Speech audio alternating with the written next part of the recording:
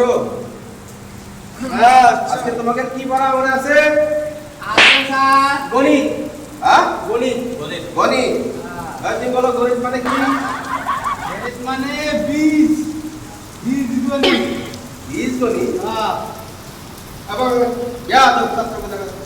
আর ঠিক গণিত মানে কি? বাংলা গেলাইছস? হ্যাঁ। ইয়া তো তোমার বাংলাও শোনো ভাই। তোমার নাম আলী। ওঠো। তোমার দাদার নাম বলতে পারো? ব্যাপারী।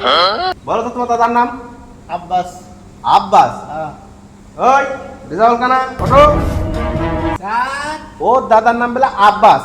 হ্যাঁ। তো তুমি অক্ষর ছাড়া এই ওর দাদার নাম বানানো করে শোনাও তো। এটা কোনো ব্যাপার হলো স্যার?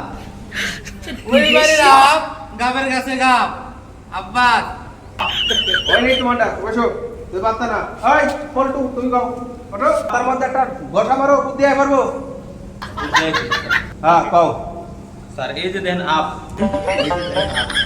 হ্যাঁ আর ওই যে বাস ওই যে বাস আব্বাস আব্বাস।